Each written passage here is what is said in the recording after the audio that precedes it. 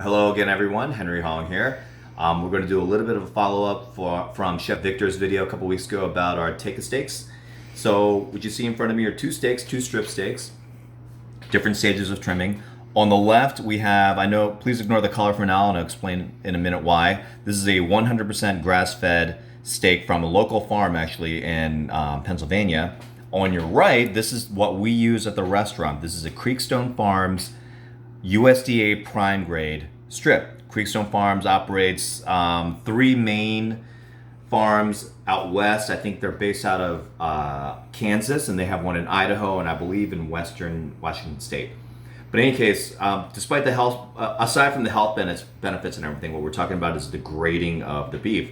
Not the best example because actually grass-fed beef is not graded by the USDA. But if you come in close, you can see what we're talking about when we talk about grades. Select, choice, and prime. Prime grade beef is graded mostly, judged mostly on the amount of intramuscular fat. So when you look at the inside the muscle itself, so a strip loin is on the lumbar portion of a cow.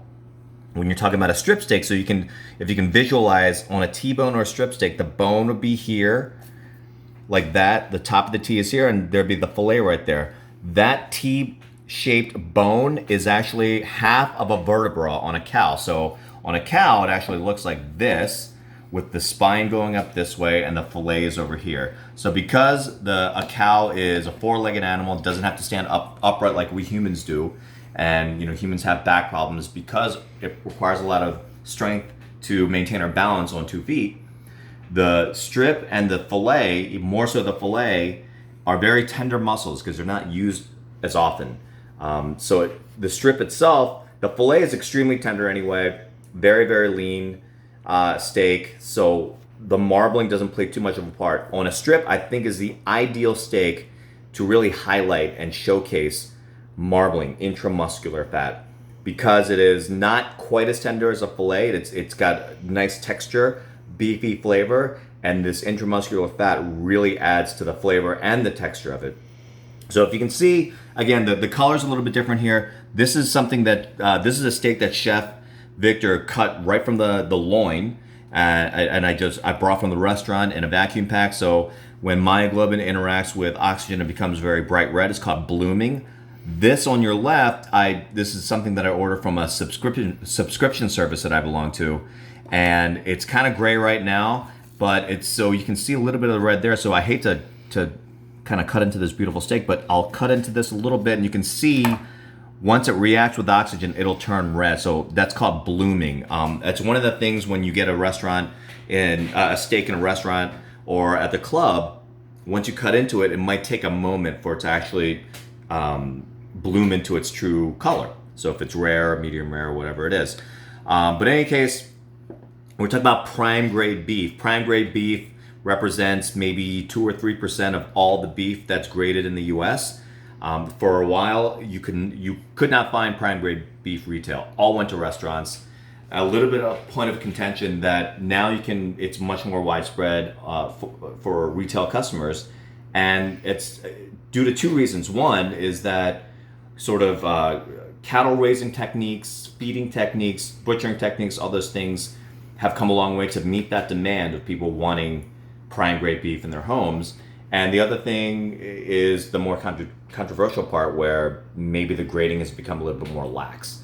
So the reason why we go with a supplier like Creekstone is because their internal production methods and standards are so rigorous that we can always count on them for a very, very high quality product. So whereas, if you get a random steak, it's graded prime, that could mean anything from this level of marbling to a little bit lower, a little bit higher.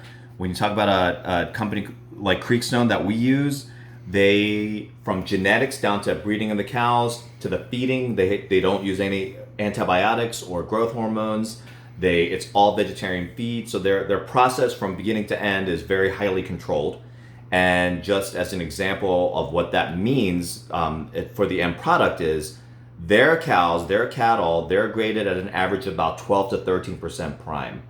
Whereas, and this is USDA inspectors grading them.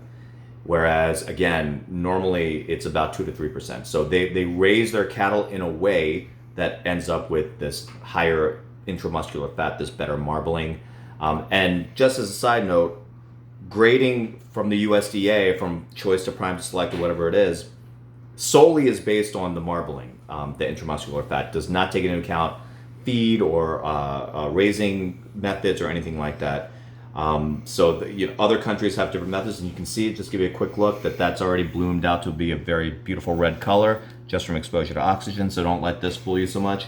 But in any case, just wanted to give you an example or just explain a little bit why it's so important that we are very choosy about the suppliers that we use, and how special it is that we are able to provide prime grade beef, truly prime grade beef, USDA prime, to our members. Another quick note, if you ever see a menu or a restaurant advertising prime or US prime, there's a restaurant chain out there, a steakhouse chain, that got into a lot of legal trouble by advertising US prime. The proper terminology is USDA prime. If it doesn't say that, then it's not USDA prime grade. It's just a label that they're using to market.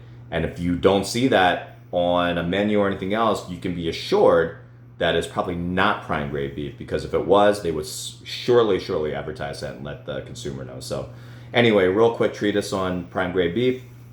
Please enjoy our ticket steaks. Highly recommend. We're offering it at just the best value possible. We take very good care of our beef. We vet our suppliers, and we cook them in the most respectful way to the beef, the sous vide. And as soon as you sear it, it's going to be restaurant quality or better. So thanks a lot. See you again soon.